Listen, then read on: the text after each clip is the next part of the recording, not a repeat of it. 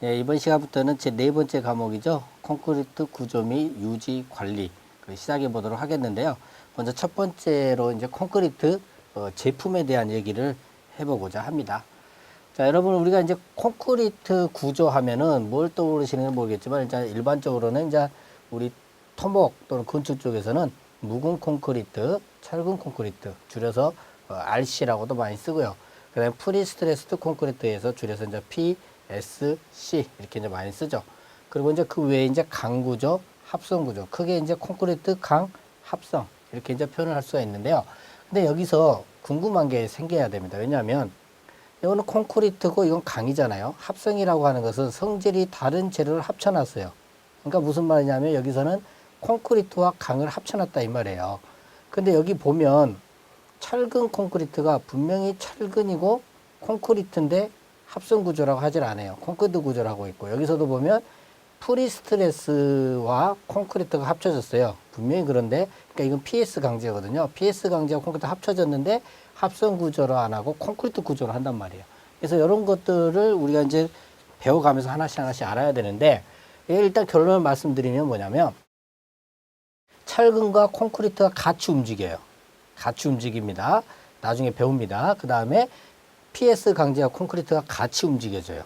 그렇기 때문에 얘는 그거를 일체식 합성 구조라고 해요. 일체식. 그러니까 하나의 뭔가 같이 움직이는 구조이기 때문에 별도로 보지 않고 콘크리트 구조로 보는 거예요. 합성 구조를 안 보고. 그 다음에 여기서 또 다른 의구심을 가져야 될 건 뭐냐면 그러면 같이 움직인다는 거 좋다 이거죠. 근데 왜 철근 콘크리트인데 철근으로 안 보고 콘크리트로 보고 이것도 프리스트레스 콘크리트인데 PS 강제로 안 보고 콘크리트로 보느냐 이 말이에요. 그것은 이유가 그러니까 철근 콘크리트가 만들어진 이유 또는 PS 강제로 통해서 한 프리스트레스 콘크리트가 만들어진 이유가 이 콘크리트 때문이라는 거예요. 콘크리트. 그러니까 콘크리트가 주요 원인이기 때문에 콘크리트 구조라는 거죠. 그럼 그 이유가 뭐냐 이제 살펴보려고 하는데요. 자, 여러분 이거는 철근이 없는 콘크리트입니다. 철근이 없는 콘크리트. 그럼 묵은 콘크리트라고 표현을 하는 거죠. 그럼 콘크리트는 어떻게 생겼어요? 재료가 뭐예요? 재료가 물 플러스 시멘트. 자, 여기까지 하게 되면 이게 뭐라 했어요? 풀이라 했죠. 풀. 시멘트로 만든 풀. 그렇죠? 여기에다가 장골재를 집어넣었죠. 그죠?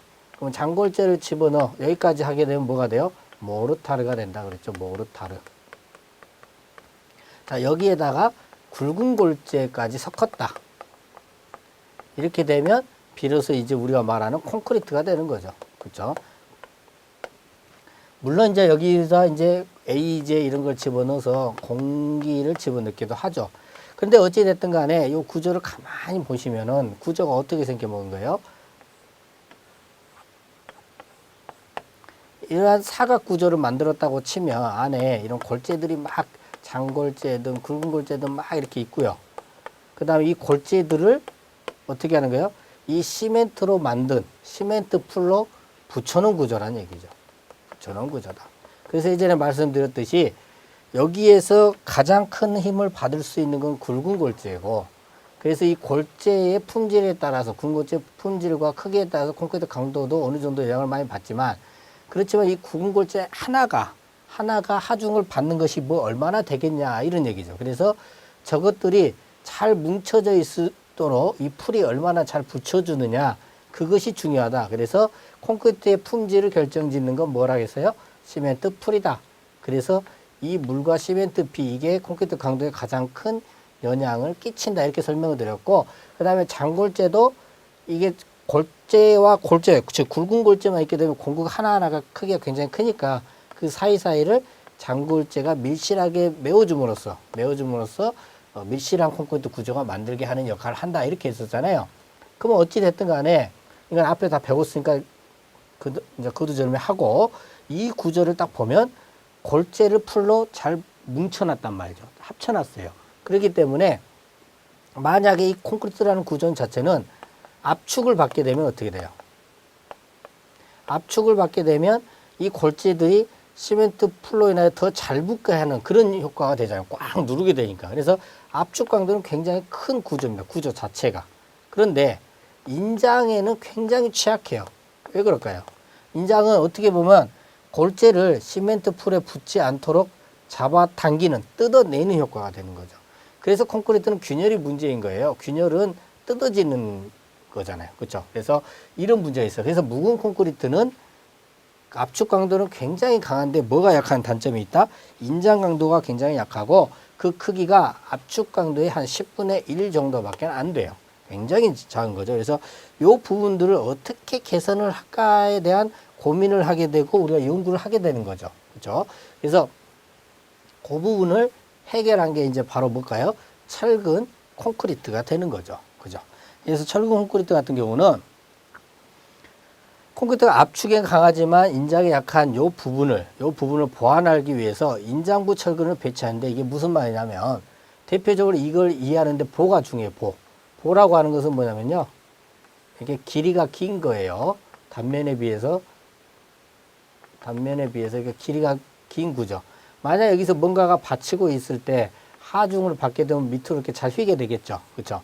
그러면 아마 이런 구조가 될 겁니다. 이렇게 잘 이제 심하게 그리면 약간 중립이면 요 위쪽은 쪼그라드는 압축이 될 거고 아래쪽은 늘어나는 인장이 될 거고요. 그 다음에 압축과 인장 사이 여기는 이제 중립이 되겠죠. 그래서 여기를 중립축 뭐 이렇게 이제 표현들을 하는데 이제 여기서 보면 어떤 문제가 생겨요. 딱 보면 콘크리트는 압축이 강하니까 위쪽에는 문제가 없죠. 그러죠. 근데 아래쪽 요 부분이 문제죠. 인장 이거는 전부 다 콘크리트 구조가 뭐예요? 다 뜯어지는 그런 효과를 준다는 얘기예요. 그래서 요 부분이 안 되겠다 해가지고 요 부분의 아래쪽에 철근들을 배치를 합니다. 이런 식으로 쭉 길게. 그래서 철근이 이렇게 쭉 들어가면 이 철근이 인장력에 저항을 해줘요.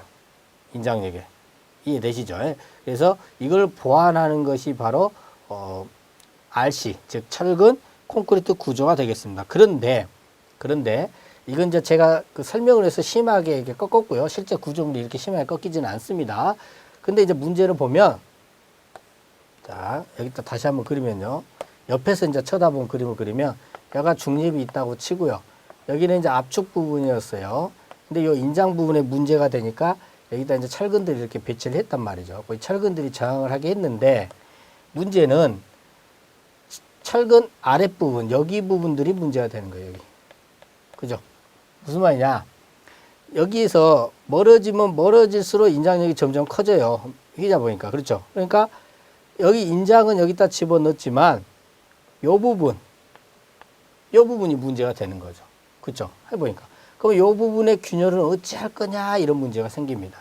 근데 여기서 이제 의문을 제기하시는 분이 있어요. 그러면 그렇게 하지 말고 철근을 여기다가 대면 될 거 아니냐 이렇게 생각하시는 분 있죠. 이렇게. 왜요? 인장력이 가장 강하니까. 근데 이렇게 설치할 방법이 없어요. 첫 번째, 콘크리트와 철근을 어떻게 결합을 시킬 것이냐, 여기 부착 강도를 어떻게 확보할 것이냐, 어떻게 같이 움직이게 할 것이냐, 이 문제가 생기는 거고요. 그 다음에 철근은 셉니다. 밖에 있어요. 물과 불에 약해요. 그럼 내화성을 어떻게 확보할 거고, 어떻게 녹이 슬지 않도록 방지할 수 있겠느냐, 이 문제 도저히 불가능하죠. 그래서 일정 안으로 집어 넣을 수밖에는 없는 거예요. 그러다 보니까 이 부분에 콘크리트 균열을 막을 수가 없어요. 인장 균열을. 이게 생길 수밖에 없는 거예요. 그렇죠? 근데 이걸 해결하고 싶어요. 이걸 해결하고 싶습니다. 그래서 이제 나온 게 바로 뭐냐면 프리스트레스드 콘크리트인 거예요. 그러니까 무슨 말이냐면 탄성력이 있는 강제를 집어넣어서요. 이걸 이렇게 잡아당기고 있어요. 예를 들자면 그 상태에서 콘크리트를 쳐가지고 딱 굳어졌어요. 굳어진 다음에 이걸 잘라냈다고 한번 생각을 해봅시다. 그럼 이게 탄성을 갖고 있으니까 이제 줄어들려고 하겠죠. 원래 온 상태로 돌아가려고 하는 힘이 있을 거 아니에요. 이렇게 응력을 주는 걸 프리 스트레스라고 합니다. 그렇게 되면 이렇게 벌어졌을 때 균열이 생기려고 하지만 여가 피스 강제를 집어넣어서 줄어들려고 하고 있는 힘이 있다면 이 균열이 벌어지려고 하다가도 달라붙게 돼 있어요. 딱딱. 그래서 아예 여기 인장 균열까지도 생기지 않도록 한 이것이 바로 프리스트레스드 콘크리트입니다. 그래서 보면 RC 최외단 인장철근 하단부 인장균열의 단점을 보완했다. 그래서 인장부에 압축력을 미리 줬다. 이렇게 설명을 해뒀죠. 자, 이렇게 해놓고 보니까 이 프리스트레스 콘크리트는 현장에서 공사를 하고 사용을 하려고 하니까 돈이 많이 들어요. 그렇죠? 돈이 많이 듭니다. 근데 묵은 콘크리트는 너무 약합니다.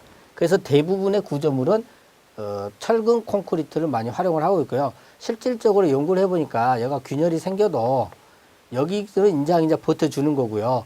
이게 떨어져 나갈 정도는 아니고, 그 다음에 이 균열 틈새로 물이 들어온다 한들 이 물이 이 철근을 부식시킬 정도로는 아니더라.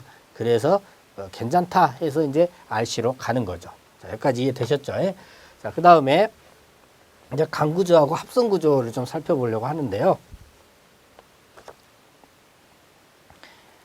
자, 강구조 같은 경우는 말 그대로 강제로 이루어졌죠. 강제로. 아주 강한 재료입니다. 근데 강구조는 장점이 있어요. 어떤 장점이냐면 콘크리트는 완제품이 아니죠. 물론 공장에서 어떤 공장 제품으로 나오는 제품들도 있습니다만은 대부분의 운반의 문제 이런 것들 때문에 현장에서 제작이 돼요. 물론 레미콘, 콘크리트, 그러니까 굳기 전에는 공장에서 불러올 수 있지만 현장에서 타설을 하고 현장에서 양생을 하고 현장에서 만들어내기 때문에 그 설계에 대략 추정을 합니다. 콘크리트 강도가 이렇게 해서 이렇게 시공을 하면 이 정도는 나올 것이다라는 알 수 있지만 그건 100% 확신이 안 서요. 근데 강구조는 공장에서 만들어서 운반을 해옵니다. 그러니까 현장에서 그거를 어떻게 이음을 할 거냐, 이음 부분에 문제는 생길 수 있지만 공장에서 만들어 왔기 때문에 강도가 거의 정확해요. 그래서 설계하기도 쉽고 뭐 예측하기도 쉽습니다. 그리고 강도가 굉장히 커요. 콘크리트보다 굉장히 큽니다. 그래서 제로 강도를 크다 보니까 부재 치수를 작게 할 수 있어요. 이게 무슨 말이냐면 콘크리트 같은 경우에는 그 어떤 하중을 받기 위해서 콘크리트 면적을 요만큼을 해야 된다면 강제는 이만큼만 해도 된다는 얘기예요. 훨씬 줄어들게 돼 있죠. 그죠? 그러니까 장대 지간 교량이 유리하다. 이건 뭐냐면 이 자중이 무거우면 밑으로 처져요. 그래서 교량을 길게 못 만들어요. 또 교량 길게 만들려면 그 교각 있죠? 교각. 밑에 받치는 이 교각을 굉장히 많이 만들어내야 돼요. 그럼 불편하고 만약 여기 배가 다닌다면 충돌의 위험도 있고 좋지 않아요.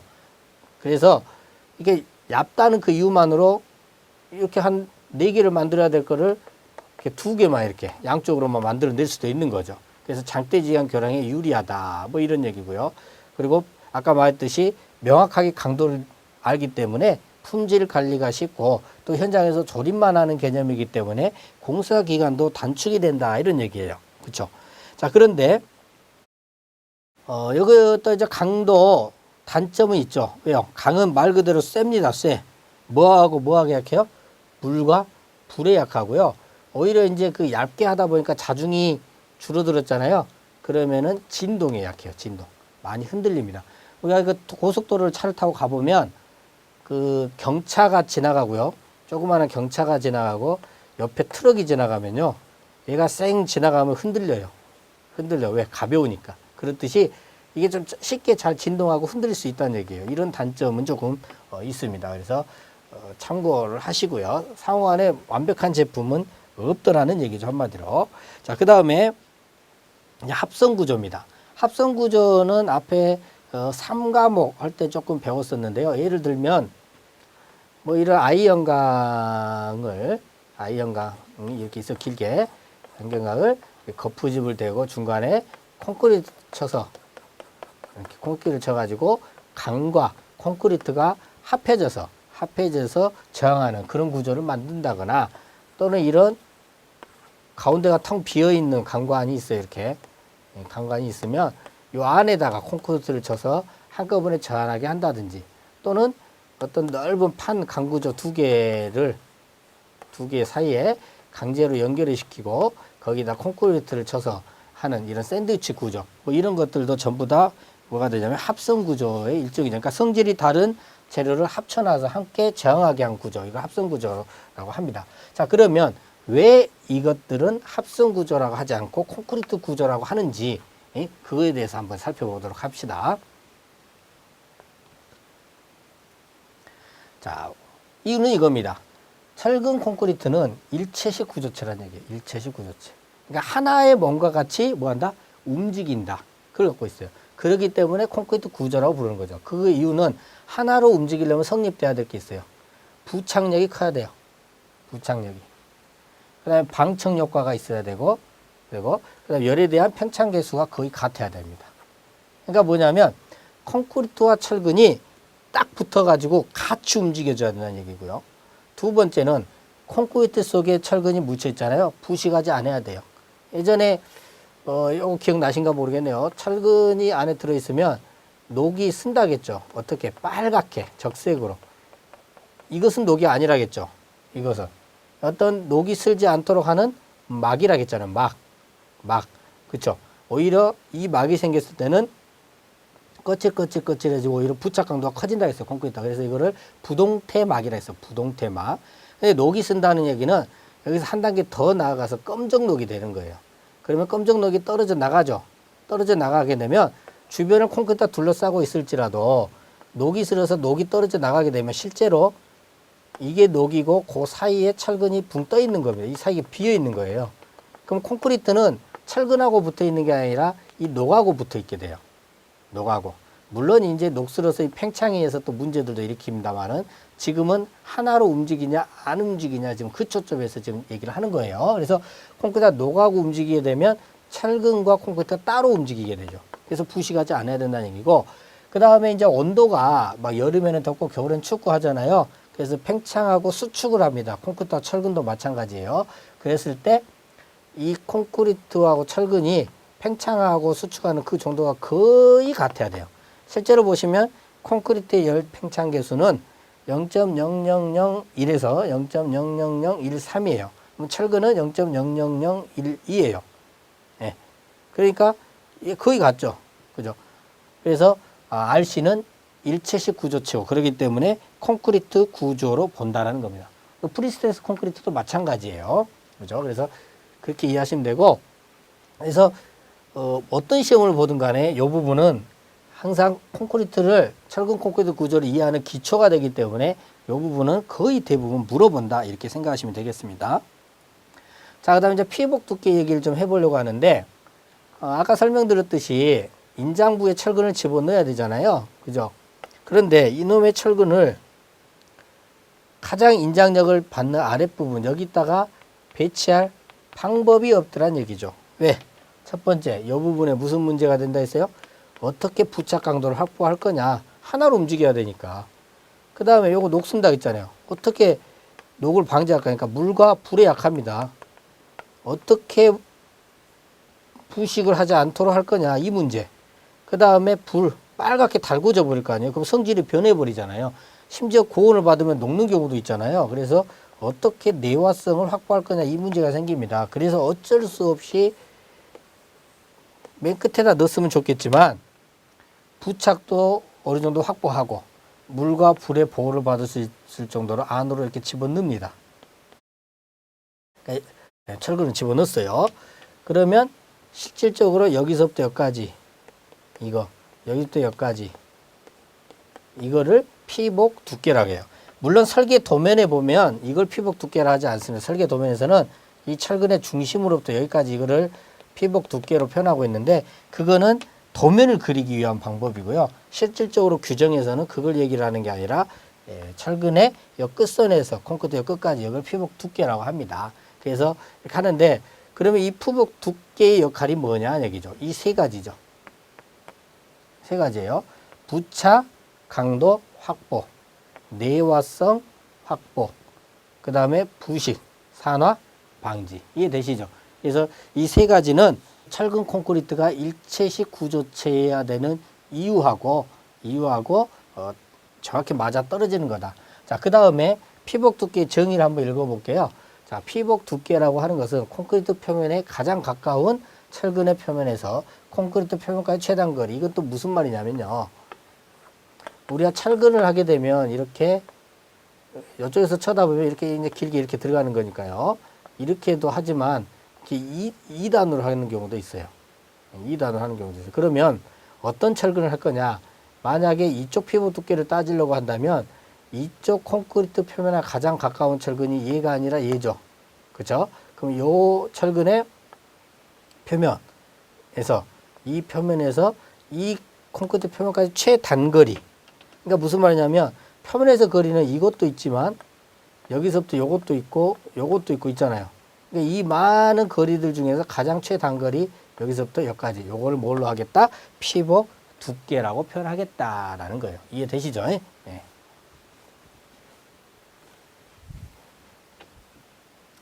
자, 항상 모든 과목은 시작점은 제일 첫 시간이 가장 중요합니다. 그래서 말이 길어지고 설명할 게 이렇게 많아지는 거죠.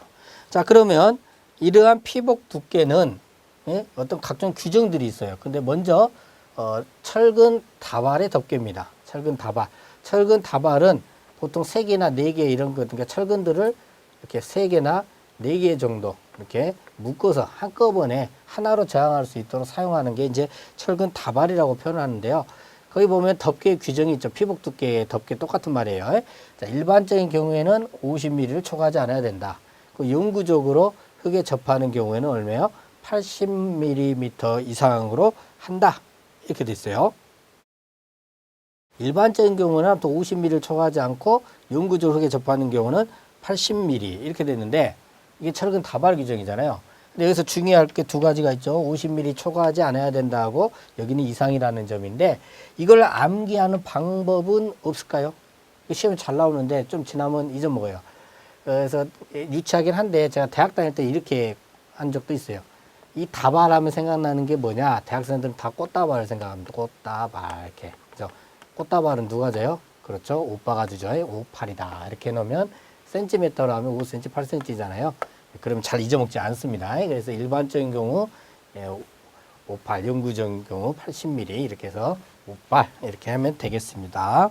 자, 그 다음에 이제 콘크리트 구조 설계 기준에서 제시하고 있는 어떤 피복 두께 규정이 있어요. 피복 두께 규정. 그런 것 보면 이것도 시험에 잘 나오니까 암기는 해야 됩니다. 근데 보면 철근의 최소 피복 두께라 하죠. 이거는 뭐냐면요. 나중에 균열 가서 이제 살펴보면 알 수 있겠지만 균열은 폭이 문제가 되는데 보면은 철근이 여가 있는 것과 여가 있는 것. 지금 피복 두께가 여기서부터 여기까지, 여기부터 여기까지죠. 이 상황에서 균열이 났을 때 어떤 현상이 벌어지냐면요. 균열이 벌어지기 이렇게 시작되거든요. 균열이 처음에 시작하면 규모만 딱 갔다가 이게 점점 커집니다. 이런 식으로. 여기 폭이 점점 커지면서 점점 안으로 깊이 들어가는 거잖아요. 그러다 보니까 여기 같은 경우는 만약에 벌어졌다면 좀 심하게 그리면 이렇게 벌어집니다. 근데 여기 같은 경우는 이렇게 벌어지겠죠. 이해되시죠? 그러니까 피복 두께가 두꺼워지면 균열의 폭이 커져요. 근데 균열은 제가 말씀드렸듯이 예전에 설명드렸잖아요. 균열은 숫자가 문제가 아니라 뭐다? 폭이 문제다. 그래서 이게 피복 두께도 한없이 두껍게 하면 안 좋아요. 얇게 해야 돼, 얇게. 최대한. 그러니까 피복 두께의 목적이 있었잖아요. 부착 강도 확보, 철근의 부식 방지, 내화성 확보. 여기를 할 수 있는 범위 내에서 최소로 시키는 거예요. 그래서 피복 두께를 제한을 하는 겁니다. 최소 피복 두께로. 참고하시고요. 자, 그 다음에 수중에서 타설하는 콘크리트는 100mm, 10cm죠. 흙에 접하여 콘크리트를 친 후 영구히 흙에 묻혀 있는 경우 콘크리트 8cm네요. 자, 이거는 어떻게 올까요? 이거 사람이 살 수 있는 환경인가요? 사람이 물속에서 살 수 있나요? 못 살죠. 사람이 영구히 흙에 묻혀버렸어. 흙 속에서 살 수 있나요? 못 살죠. 여기서 살아보면 욕 나오겠죠? 그래서 센치로 보면 딱 욕입니다. 예. 제가 말로 할 수는 없고. 그래서 수중과 흙은 이렇게 욕으로 외워놓으시면 편합니다. 그 다음에 자, 이제 흙에 접하거나 옥외 공기에 직접 노출되는 콘크리트. 이거는 바깥이죠, 바깥. 흙에 접했다거나 콘크리트가 어떤 대기에 직접 노출되는 부분. 그러니까 이거는 바깥, 외부 환경입니다. 이제 외부 환경인데 여기도 보면 29, 25, 16mm 이렇게 해가지고 규정이 60, 50, 40mm. 센치로 하면 6, 5, 4가 되겠죠. 그죠? 자, 이거는 어떻게 외워야 될까? 뭐 일단 654긴 한데요. 조금 까다롭긴 한데 이거는 좀 참고로 하면 이렇게 돼요. 이건 4 곱하기 4, 4, 46이죠. 5 곱하기 5, 5, 25. 근데 좀 아쉬운 게 66에 36이었으면 좋겠는데 그게 안 되죠. 그래서 아무튼 간에 이 정도로 조금 짚어보시면 654는 어느 정도 외워질 겁니다. 자, 그 다음에 이제 옥외 공기나 흙에 접하지 않는 콘크리트. 이거는 이제 내부라고 생각하시면 되겠죠. 바깥이 아니라 내부 안쪽이다. 했을 때 이제 슬래브 벽체 장선이냐 아니면 보나 기둥이냐 아니면 이제 쇠 절판 부지냐에 따라서 좀 달라지죠. 4, 2, 4, 2 달라지고 있습니다. 그래서 요거 조금 신경을 쓰셔야 돼요. 방법이 없네요. 시험에 잘 나오니까 지금 천천히 설명을 드리는데 슬래브 벽지 장소는 35초가냐 이하냐에서 4cm, 2cm고요. 그다음 보호 기둥은 4cm. 그다음 쉘이나 절판 부재는 몇 cm다? 2cm다. 이거는 어디에 해당된다? 안, 즉 내부에 해당된다. 근데 센츄함은 사이사이였죠. 아까 바깥선부에서 654였고요. 그다음 수중하고 힉은 10하고 8이었습니다. 여기 되는 거였죠. 그래서 이제 요것들을 한꺼번에 정리해 보면 이렇게 되죠. 센티미터로 고쳐서 정리를 해봤습니다. 그래서 아까 다시 한번 생각해보면 이건 물속에 있는 거였죠. 수중. 요거는 흙속이었고, 그렇죠? 흙속이었고, 이거는 바깥 환경이었고, 이거는 안 내부였습니다. 그리고 이거는 4, 4, 16, D16, 5, 25, D25, 그 다음에 66에 36이었으면 좋았는데 29였다고 그랬죠. 그죠? 그 다음에 이거는 벽체라든지 슬래브 구조였고요. 35초가 35 미마. 이거는 보나 기둥이었고, 이거는 세일 절판이었죠. 그죠? 근데 이제 이게 보면, 아까 여기는 사람이 살 수 없기 때문에 여기였다 했고, 10하고 8이었어요. 8. 그 다음에 4, 4, 16, 5, 25 했는데, 아무튼 654였고, 이거는 사이사이였는데, 이걸 한꺼번에 이어버리면 궁시렁 되는 겁니다. 요가면서. 자, 보시면, 18, 654, 424 이렇게 외워놓으시면 쉽게 외워질 수가 있습니다.